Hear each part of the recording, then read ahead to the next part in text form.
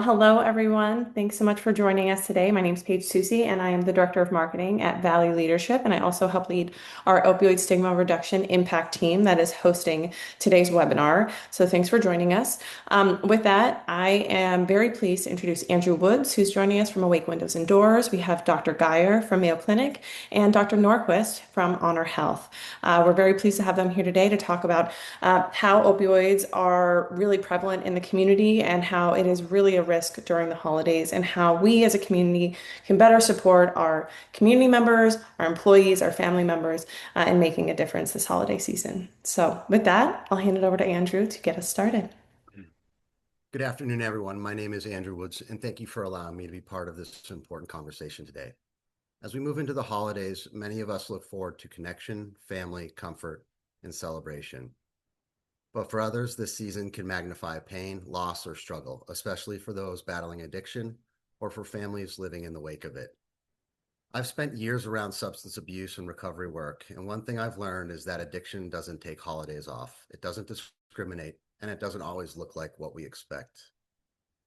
Today, I want to share a story not because it's extraordinary, but because it reminds me that anyone can be part of saving a life. Roughly 2 years ago, it was late afternoon around 4 o'clock when I finished work and headed to the gym. The windows were down, the music was on, and I was just relaxing from the day. As I turned off 19th Avenue into the small, nondescript strip mall where my gym was located, something caught my attention about 100 yards down. A man was laying against one of the pillars under the overhang. At first glance, it looked like he might be asleep. But as I got closer, something didn't feel right. I pulled into my parking spot and noticed the security guard from the strip mall walking toward the man. Instinctively, I got out of my car and I met him there. The moment I looked down, I could tell something was seriously wrong. The man was struggling to breathe. His skin was already turning blue. I told the security guard to call 911 and knelt down beside the man.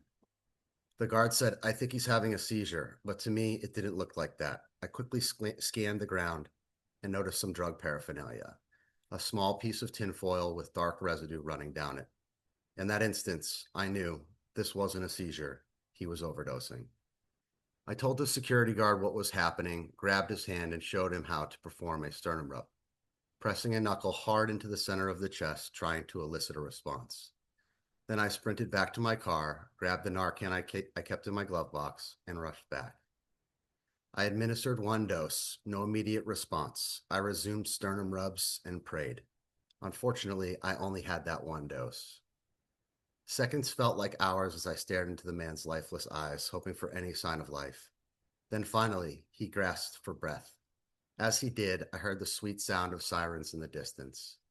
I kept him stimulated until the paramedics arrived. When they took over, I stepped back, told them what I had done, and let them work. I then walked into the gym completely rattled. The next day, as I was leaving the gym, I ran into the same security guard. He walked up to me, extended his hand, and said, "Thank you. I don't know what I would have done if you hadn't have been there. You saved that man's life. I really hope he learned his lesson." I shook his hand and said, "Thank you," but it was a team effort. For me, it's not about whether he learned his lesson. Of course, I hope he finds sobriety and a new way of living. But the most important thing is that tonight his mother, father, son, daughter, or wife won't have to grieve his loss. I can't pinpoint exactly why my vigilance around opioid overdose is so high. Maybe it's from my years working in substance abuse, mental health. But I do know this. What I did that day wasn't special. It wasn't heroic. It was something anyone could do. It's simple. It just takes being prepared. Having Narcan on hand, knowing what an overdose looks like, and being willing to act in those critical moments can be the difference between life and death. Addiction doesn't discriminate. It touches families, friends, and communities everywhere. And maybe, just maybe, if somebody had been that vigilant, that prepared, my three young nieces would still be able to call my little brother dad. So, as we approach the holidays at a time that can be especially hard for those struggling with addiction, I want to encourage everyone here to stay aware, stay compassionate, and stay ready. Because sometimes being in the right place at the right time with the right mindset can keep someone else's family whole. Wow, thank you, Andrew. That was incredibly powerful, and I hope everyone was able to take a lesson from that. I know you had shared your story with me briefly before, but it was even more impactful now. So thank you for sharing that with us. Thank you, Paige. My pleasure. Dr. Holly, we'll hand it off to you. Thanks, Paige. What an honor to be here today. And my goodness, what a powerful story, Andrew. I hadn't heard it before now, but deeply impactful and so prevalent. It's a topic worth talking about to the point that I appreciate you, Paige, bringing this forward. I want to talk a bit about today about what's going on in the brain. And a bit as background, I'm a physician with Mayo Clinic. I specialize in hospital internal medicine as well as addiction medicine. I also oversee occupational health services with our organization. And so I have my feet in two different pots at any one point in time. How do we manage patient care and how do we manage our workforce as it navigates the opioid epidemic and other forms of addiction? I want to help empower you as our listeners today to understand the world that I try and straddle every day. Addiction is hard, right? We know this. Holidays are hard. And then lo and behold, someone had the brilliant idea of combining them, as if we didn't have enough problems in life. And why do we have a harder time struggling with addiction during these holidays? We're going to go into that today. What are the statistics around them? I can guarantee you that they are there. I think one of the most important things that we can understand is the concept of addiction itself. For the last 100+ years, when we've thought about the concept of addiction, it's been one of two things, either a moral failure, strictly a lack of inhibition, or a problem on behalf of that person struggling with sin or with moral issues in their life. And if they just chose better decisions, they'd do better. That thought process has evolved a bit over the last probably 50 or so years to more of an understanding of societal and community and mental health contributors to it. But over the last 20 years, and particularly thanks to the opioid epidemic, as this downpour of additional funding has helped us better understand the science behind it, we have learned that addiction is a disease of the brain, much like many other diseases that you guys seek medical treatment for, or your staff do on a daily basis, diabetes, heart disease. If you don't believe me, go ask your local pet dog or your rat. Please don't tell me you have a rat. We understand addiction based on animal models and are directly based on their behaviors, able to better understand what's going on in the behaviors of humans. Right now, as we speak, there are caged rats across America that are stepping on little dot profiles that zap them with electricity while consuming cocaine and starving to death. They'll be dead in the next week, as opposed to eating the food in the other side of the corner because they are so consumed by getting access to that cocaine. They're willing to go through that. How many of you have seen human beings willing to do the same? I think we just heard a story about that a second ago. So, what's going on in the brain? What drives us to this state of dependency on a chemical to take our next breath? Before this world, I lived in the behavioral health world. And I can tell you, before I entered the world of medicine, my understanding of the brain was that it's nothing more than this giant panelinguine, right? We've got a million connections going back and forth and some red sauce, but we don't really understand it. At least I didn't. But things have very much improved since I've entered the world of medicine. Now we understand the brain to be the most complex organ in the human body. More than 100 billion neurons in there. That's more than all stars in the Milky Way galaxy. And the brain is very discretely organized, such that parts of it control other parts of the brain. You have a part of the brain that controls your inhibition. That's your frontal lobe right here. You've also got a part of the brain that's responsible for your pleasure, your limbic system, as we call it. And at all times, that frontal lobe, that go, no go part of the brain that makes executive decisions, should be in charge of that limbic system. That limbic system is hijacked in addiction. Now, we've also got chemicals. Remember, I talked about that red sauce a second ago? Well, those are actually known as neurotransmitters. And the brain has many, many different kinds. But within that pleasure center, that limbic system, you've got a chemical called dopamine. And dopamine goes up and causes for transmission of that chemical signal throughout that part of the brain and then to other parts of the brain to say, I am doing something pleasurable.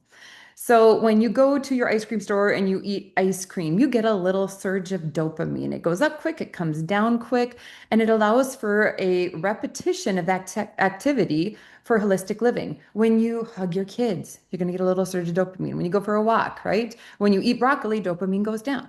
This is how we work. So we've tried to understand this from a rat model. And they monitored the percentage of dopamine increase minute by minute, second by second, with normal everyday rat activities. So I want you to look here. This is a little graph showing the percent of basal dopamine output minute by minute in that rat. It's sitting at 100%. And then you can see here, they give this rat maybe something like a rat donut, something pleasurable, right? And there's a little bit of an uptick, 50 to 100% increase, and it comes down very quickly. Now, the rat's gonna want more rat donuts, right? If they were hugging their rat babies, they'd want more rat hugs. This is a rewiring in the brain that allows for holistic living. Look what drugs of abuse do to this system. On the left, on top left here, amphetamines, 1,000% increase in that basal output of dopamine, and it's up for hours and hours. Look at cocaine, 400% increase, up for hours and hours in the brain. Morphine, an opioid, up 150 to 250%, up for hours and hours. Now, I want you to imagine what happens to a brain when this happens minute by minute, hour by hour, year by year. And one way we can think about it is maybe what happens to another organ in our body, right? Are other organs capable of handling such extremes for such prolonged intervals? For those of you who go to the gym, you might target a heart rate when you get on the treadmill upwards of 85% your maximum targeted heart rate, right? And you'll do that for maybe 30 minutes. That is healthy. It helps strengthen the heart. What would happen to your heart if you targeted a maximum heart rate, 1,000% your baseline, and you kept it up for 4 hours, 4 years? Right? Call the morgue. No organ in the body is capable of handling such extremes. But the brain is fascinating. Instead of exploding unmentionables across our ceilings, it adapts. And it adapts in a remarkable manner. At first, it builds enough receptors on the next end of that neuron that's going to take in all that dopamine so it can transmit the signal faster and faster and faster. And this is where we start seeing a rewiring of the brain. As you can see here on the right-hand side, this is a receptor on a nerve, right? That's greatly increased the total number of the little receptors able to take in the dopamine in the setting of amphetamine exposure. And this changes the reward prediction, how high that next high will be, or our stimulus response, right? The things that'll trigger the cravings or even the high itself, interestingly enough. Our approach behavior, our learning, our decision making, all these things start to warp and we start to rewire. I want you to look here. All of these colored polka dots on the left-hand side of the screen, each respectively are a certain part of the brain. So you can see red polka dots there are all the frontal lobe. Bottom left are the occipital lobe, a different part of the brain. I want to see the top blue part, the subcortical area here right next to the red part. There are no good direct connections between that frontal lobe, that executive part of the brain in a normal human brain, and that subcortical limbic part of the brain that says, this is pleasurable, I'm going to do something with this information. So if you're going to process how good something was, how great something feels, it has got to do multiple translations between other parts of the brain before it gets to that frontal lobe and you act on that feeling. But I want you to look here at the right-hand side of the screen. This is an individual with chronic heroin use not actively using. This is their resting state of their brain. It has been rewired. And those blue polka dots now have innumerous direct connections to the red polka dots. That subcortical part of the brain is in control. It is calling the shots. Parts of the brain that should have only connected with dirt bike paths are now 7-lane freeways. And if you want to say no to an inhibition instead of taking, the 101 to the 17 to the 202 and the 303, you're hopping straight on a main freeway to get there. It's chaos in that brain. Friends, why I'm showing you this screen is because this study right here has been repeated in individuals up to 15 years out from their last use. They are in a state of abstinence, in a state of recovery, and their brains still look the same. This should be a warning of caution And this is one of the reasons we're talking to you today, because many of you have employees or family members who have a history of substance use disorder and they're in recovery. Let's keep them there. And we're going to talk about how and why this brain looking the way it does is a pathway for relapse during the holidays and how you can help avoid it. Why you don't want to put new cars on freeways already built. Now, first thing we have to understand, recovery is not the absence of disease. We just looked at those images. You can get your neurotransmitters back over a period of 2 years to where they really should be in most cases. But the rewiring and those easy connections make it easy to sustain relapses in the future. Healing takes a village. When we get a person back to a state of recovery, it means we need to treat them from the biological, the psychological, the social, and the spiritual paradigm. All of these things added together help bring that person and keep them in a state of recovery. But holidays are tough, aren't they? We consume more. In fact, there was a study looking between 2004 and 2005 at drinks per week in people. And take a look at all these holiday spikes here, right? Labor Day, New Year's, spring break, Memorial Day, July 4th. Everything tends to go up a little bit, doesn't it? And with that, relapses go up. In fact, they've done some studies. Readmission rates in substance use disorder treatment programs surge 150% over the holidays, right? Either they know that they've relapsed or in their process of relapsing, or their families are bringing them in because things are just getting worse in a state of existing relapse. There's more consequences around the holidays. They looked at nighttime December driving nationally, and they found 30% of drivers involved in fatal traffic crashes between the hours of 6 p.m. and 6 a.m. being drunk, specifically during the holidays. And almost half those drivers were involved with fatal crashes between midnight and 3 a.m., and they were drunk. So we've got opportunities in December, a very prominent holiday season, to make some better choices. The problem is Americans aren't making those better choices. They've done a survey and they found 55% of people endorse drinking more during the holidays. Half of people regret their holiday drinking behaviors in the aftermath. Almost 1 in 5 admit to drinking and driving during the holidays. Please tell your children about that number, by the way. Don't let them get on the roads. 85% more men than women admit to overconsuming alcohol. There are gender prevalences in this situation. And age prevalence too. 80% of Gen Zers engage in partying behaviors versus just 23% of baby boomers. I don't know where I fit in there, probably right in the middle, but we can see an increase as people get younger, don't we?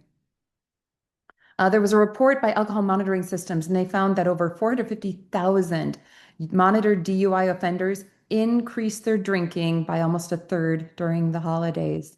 Wow. And these are people that are under closer scrutiny. So why on earth are we consuming more? What's the nidus for this? If you've survived a family holiday, you probably can list 2/3 of these, right? There's family dynamics. There's that uncle that nobody really invited, but he showed up anyway, and you don't like his jokes, and the kids have to leave the room, right? There's awkward dynamics, or that aunt who's really political, and that's the last thing you want at the dinner table, and she's going to bring it up anyway. How do you handle those dynamics?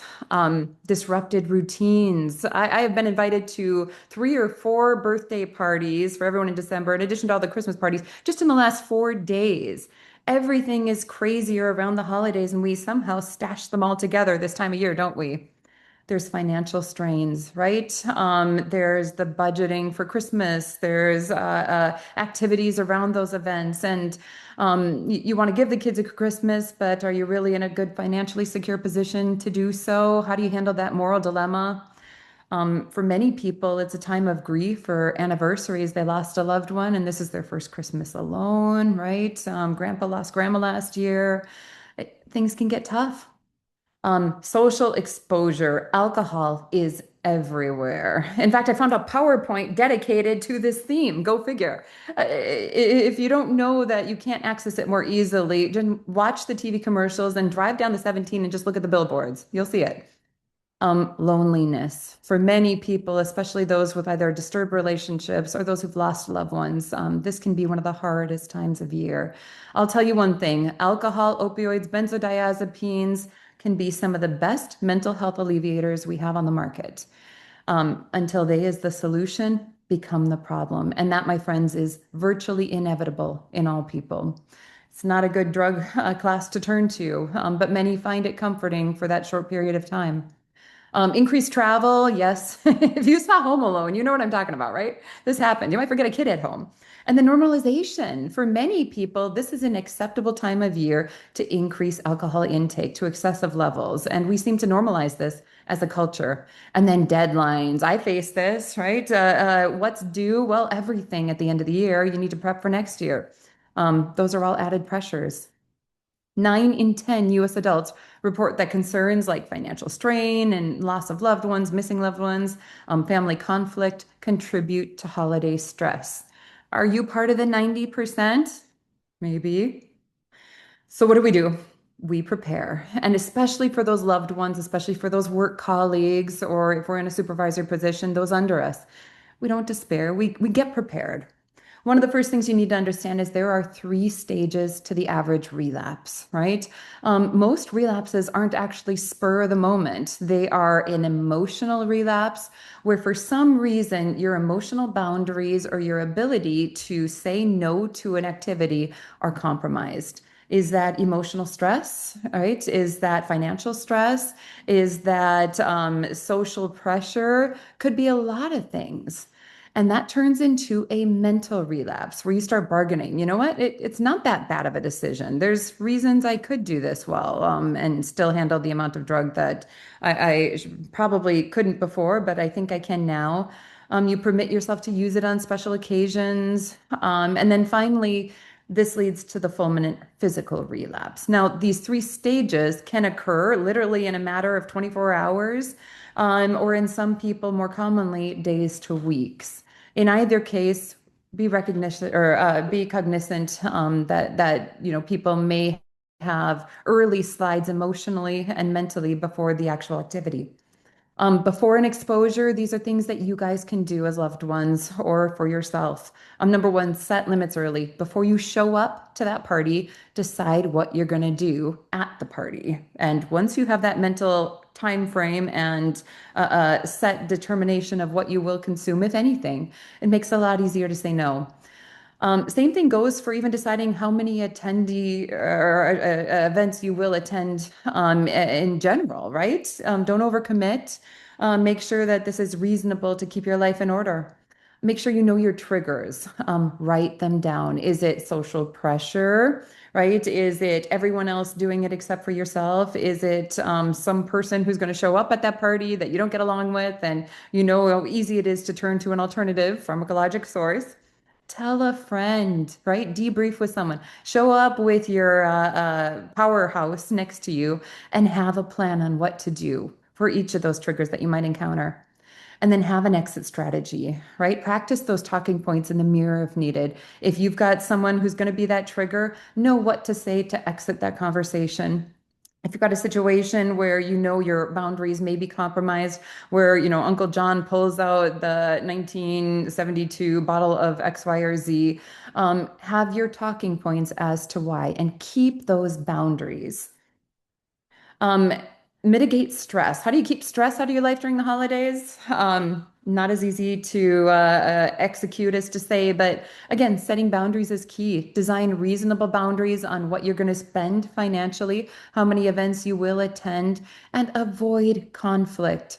For some reason, we seem to have this nature about us in 2025 that wasn't there a decade ago, that engages in conflict when it doesn't necessarily provide any resolution to the problem. If it's not going to, if it doesn't need to be said, then don't say it. Be sure you make me time. Don't overcommit. It's okay to say no.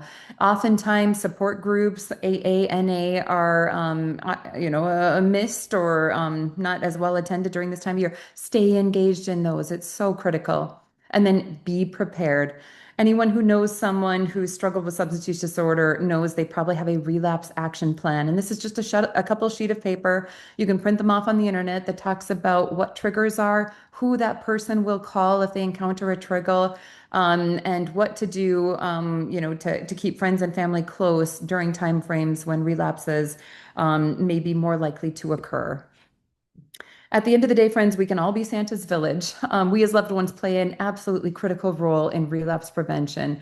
We need to keep these triggers out of our workplace, out of our house. If you are overseeing a business, my goodness, please put the focus on your holiday events on activities that don't involve alcohol necessarily. I can guarantee you, in fact, I have seen it, it is a trigger for some of your employees. And the prevalence of this condition, by the way, is almost 20% in the American public. Don't be that trigger.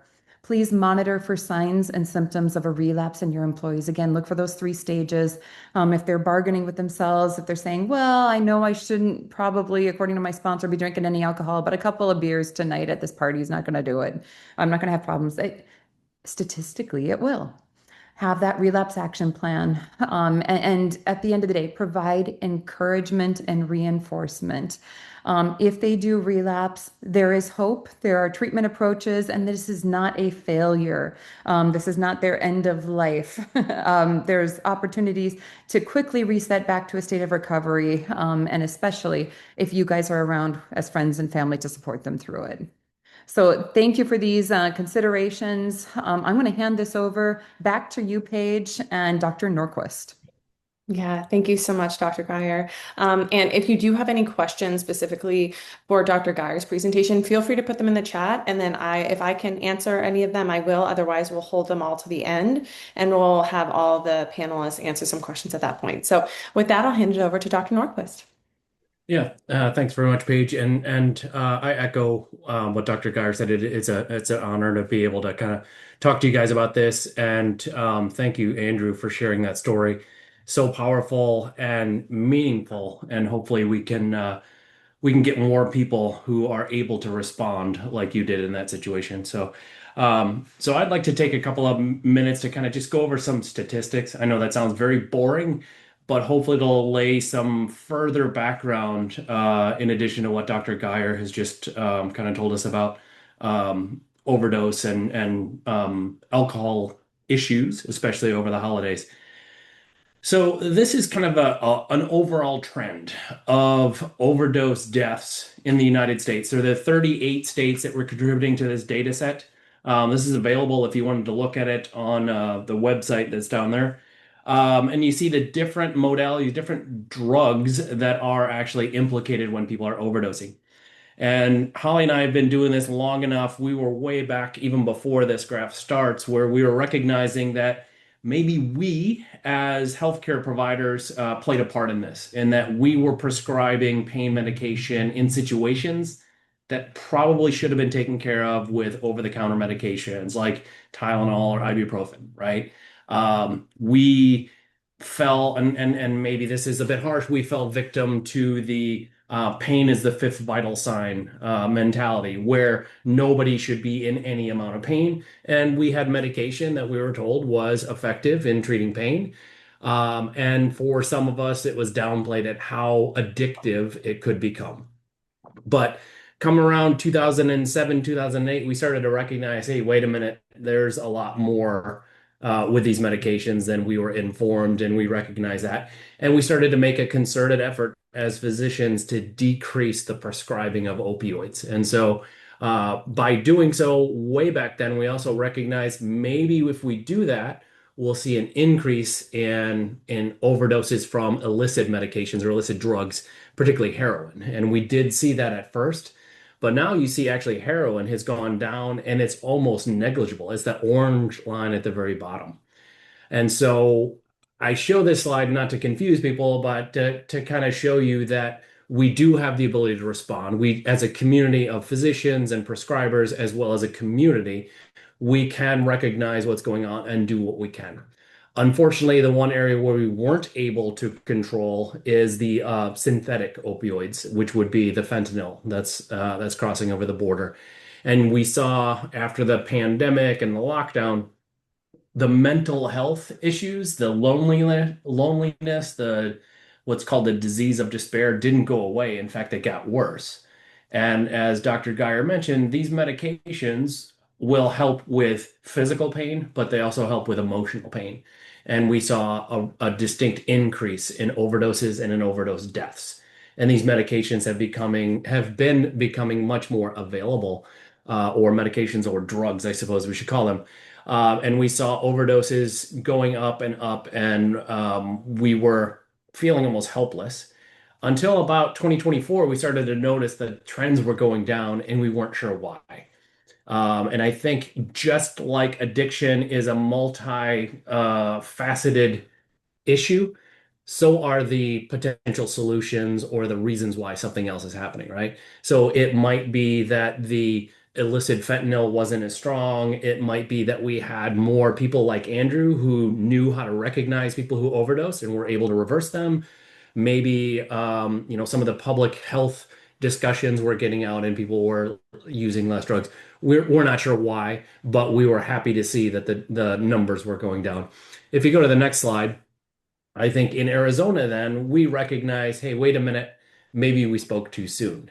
So at the end of 2024, we started to notice another increase in those overdose deaths, particularly of multiple different drugs and the synthetic opioids. You still see heroin is down near the bottom. Um, the other reason I bring this up is maybe the state of Arizona is doing a better job of reporting. Maybe we are in what's called the fentanyl funnel. So most of the illicit fentanyl coming from Mexico travels through Arizona. So maybe we have more fentanyl than other people. Many different reasons why this is going up. And I think we want people just to recognize that there's still work to be done, right? We're certainly not out of this. I think that this is probably going to be happening in many other states if they were to look closer at the data that they get. Um, and we also see that this is a mixture of different medications and or drugs. And illicit fentanyl takes many different shapes. It isn't just people who are, addicted or have a use disorder. Sometimes it's people who are thinking they're buying one medicine or one drug and it's actually tainted with fentanyl and they overdose because their body is not used to it. So we still have a lot of outreach and a lot of assistance that we need to provide. So if you go to the next slide. So this is an equally important slide. This shows that of those people who died from an overdose of any of those different illicit substances, what was surrounding that person, right? So almost 66% of that, two-thirds of the time, there had been some sort of an opportunity for someone in healthcare or a family member or a bystander to intervene. A lot of these people had been patients at least one, if not three times in healthcare within the prior 90 days before they actually had a fatal overdose. Each one of those times we could have and hopefully did provide them with tools to help them stay alive, right? Give them reversal agents, give them referrals to different facilities, give them an opportunity to get on medication for use disorder. But then maybe equally important, if you see about halfway down there was a bystander present almost half of the time, but they didn't have the tools to reverse them like Andrew was able to, right? So if we can get naloxone out into the community, in people bystanders' hands, or almost as ubiquitous as say an AED, we all can find where an AED is. There's apps on your phone where you can find an AED. We should have Narcan be almost as available, if not more available. And that might be able to empower those bystanders to become somebody who can assist as opposed to someone who's just a bystander and wasn't able to provide any level of care. So if you go to the next slide.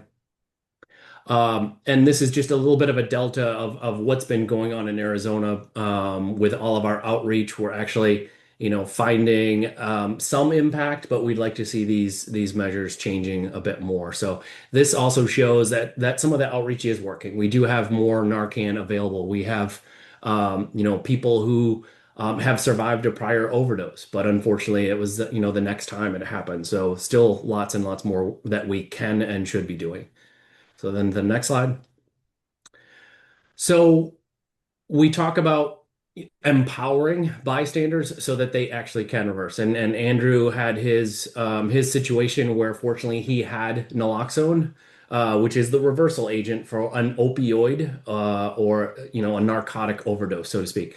So what we'll go through a quick slide as well later on how to recognize if somebody has overdose, right? It becomes kind of obvious. For us in healthcare, we see it all the time, so we like to think it's obvious. But if you're a bystander, as Andrew mentioned, the security guard thought it was a seizure. Somebody might think they're asleep. It might be any number of things, but once you kind of check a couple of things, you'll know for sure if it's an overdose. And if it is an overdose, or if you suspect it's an overdose, if somebody's not responding, then you administer Narcan. And a lot of the Narcan that's available through some of the opioid abatement funds, fortunately, is an intranasal naloxone, which does not require you to do the injection part where you have to draw it up in a syringe and deal with a needle, and then you might become afraid that you might stab yourself or stick somebody in a vein or an artery or cause any more harm. Nasal naloxone, it's kind of like it is a nasal spray. You put it in someone's nose and you squirt. You're never going to hurt anybody if you do that, right? There is a chance, just like the commercials for medications, if someone's allergic to it, they might have a reaction.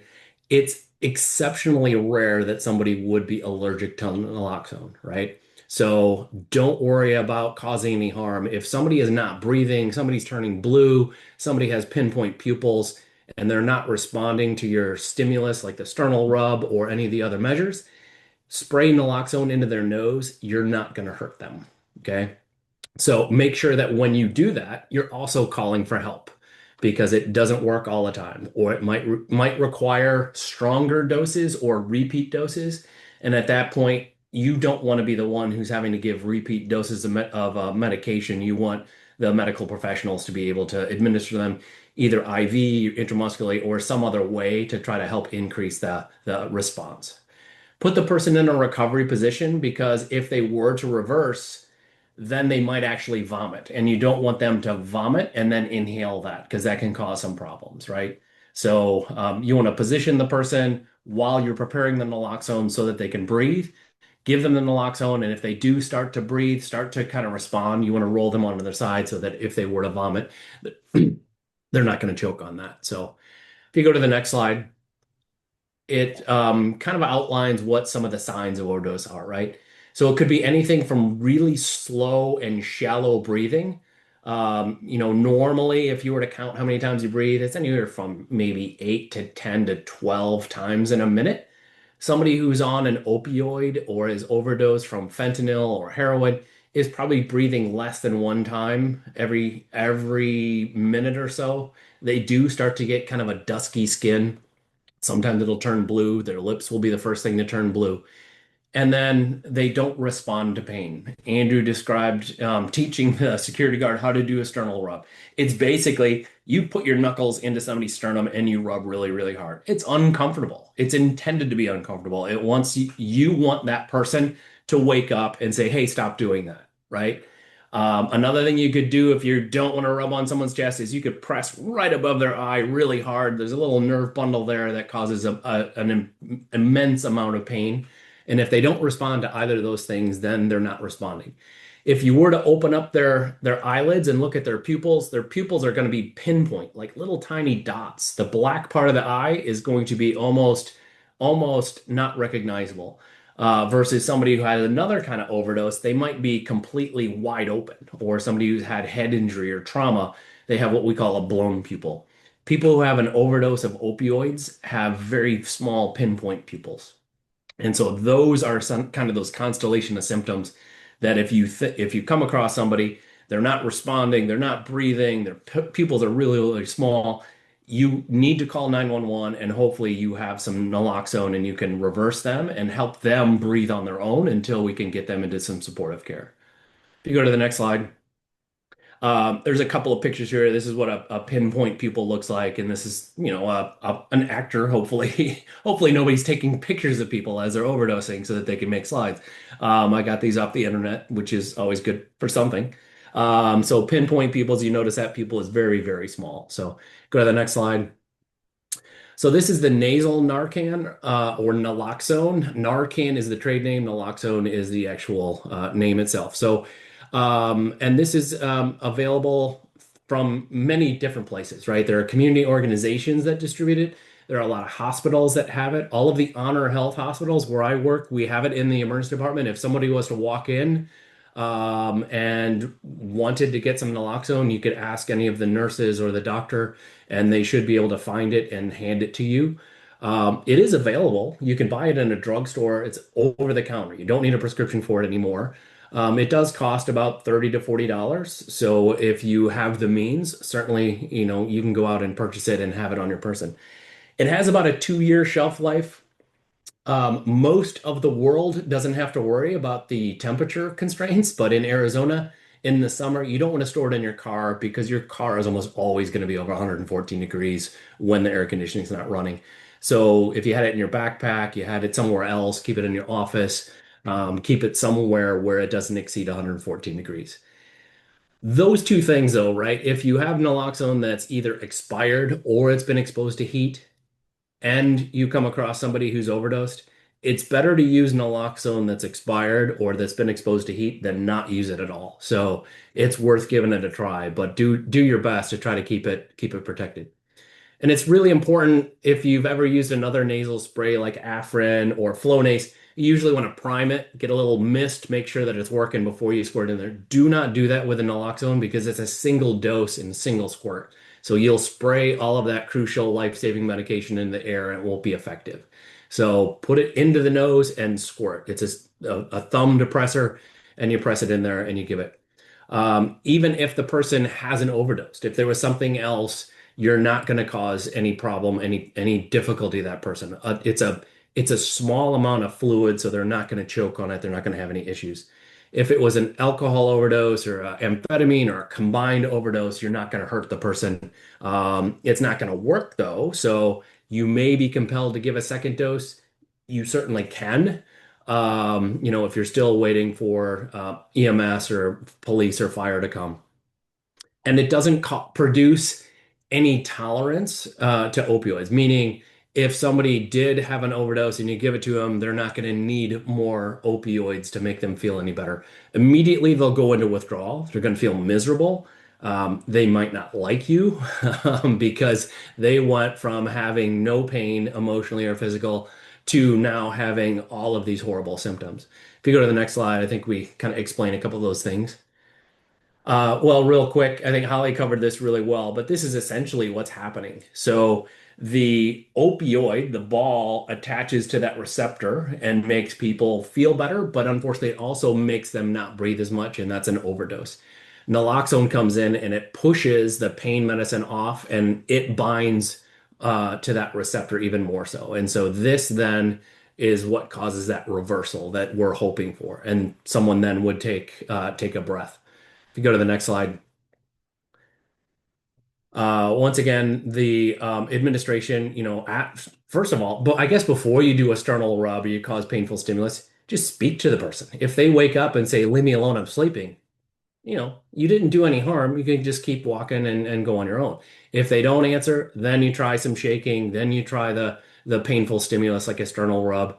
Look for the pinpoint pupils, and then lay them back and give them the first dose of naloxone. Go to the next slide. Um, and here then these instructions are actually on the box as well. So hopefully, understanding not many people will be comfortable in this situation. There are plenty of different things on the box, different places where you can actually get more knowledgeable on how to use it. But once again, put it in the nose, squirt. It couldn't be any easier. So, here's an example with some pictures off the side. If you go to the next slide, then. And then the next part is make sure that you've called somebody to go get some additional help. If they've started to recover, then roll them onto the side so that they actually don't vomit and aspirate that. Keep an eye on them closely. If it's an accidental overdose, then that person will be probably very pleased at what you've done and be willing to go to the hospital for further workup. If it's somebody who accidentally overdosed but is in a state of a use disorder, they might get upset, they might get mad, they might become violent.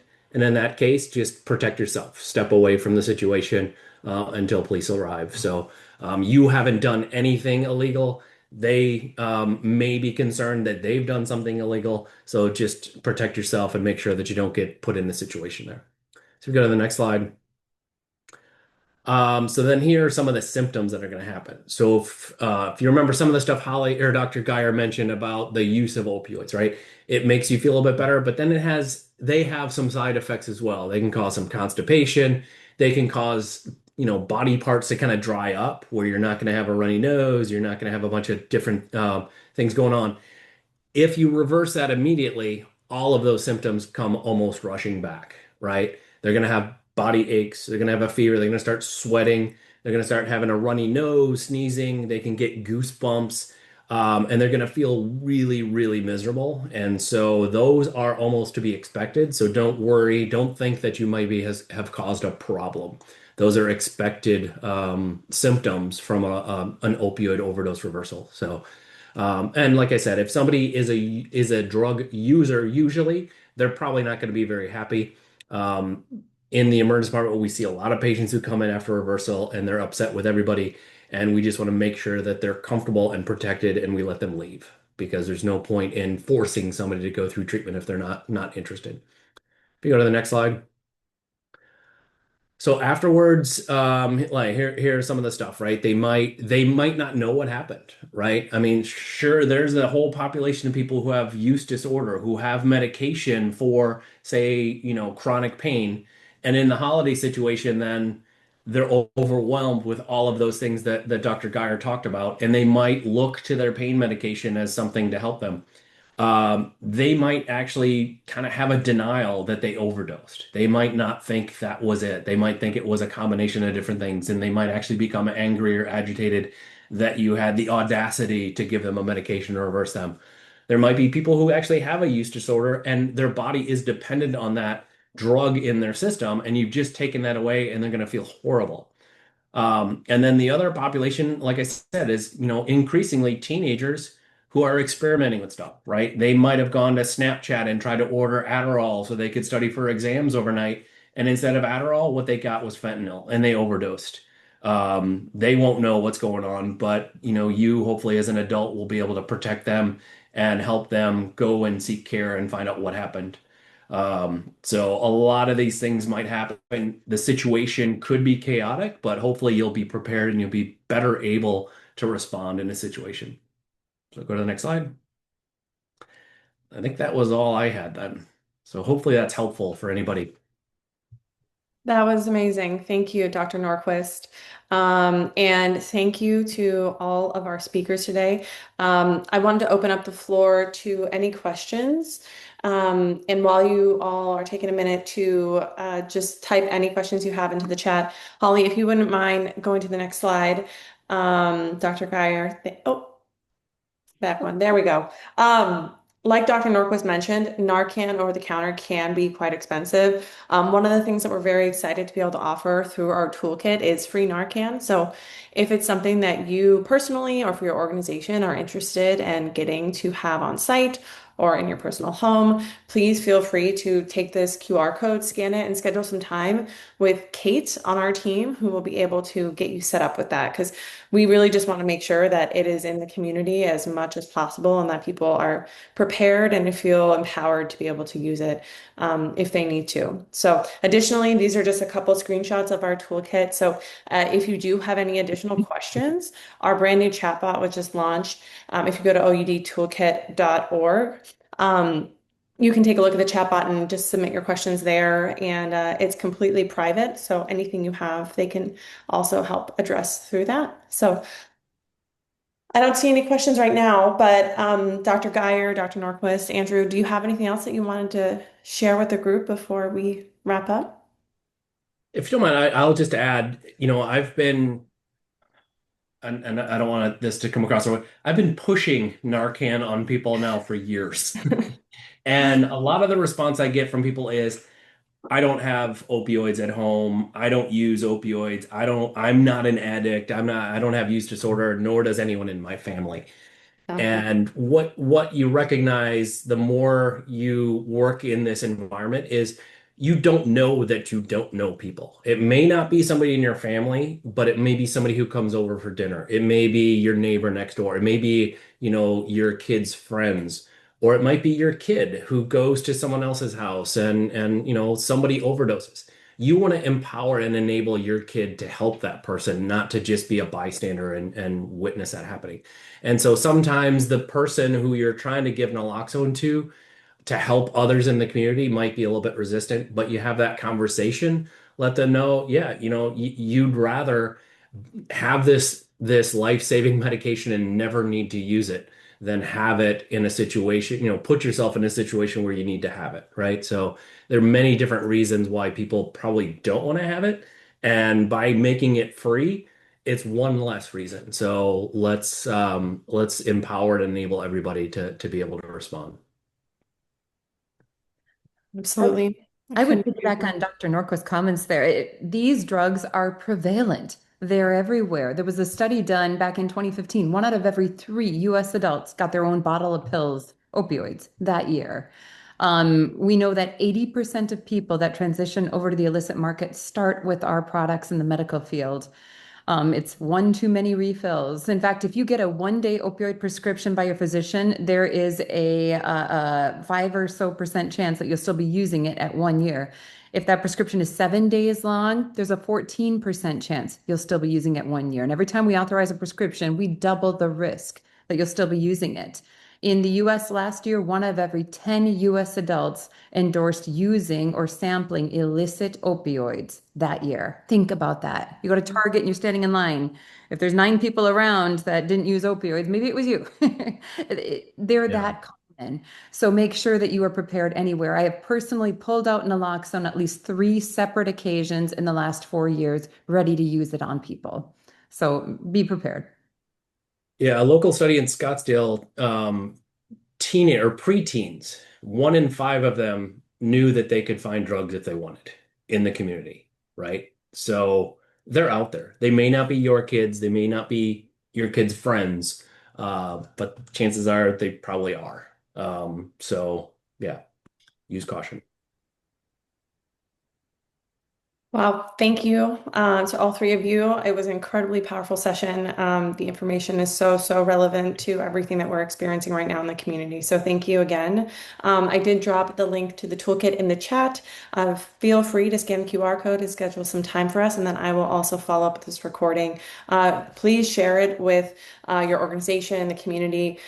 We really are hoping that we can help get this information out as broadly as possible. So thank you, everyone, and hope you have a great rest of your afternoon. Thanks, Thank you, everybody. Paige. Thank you. Bye.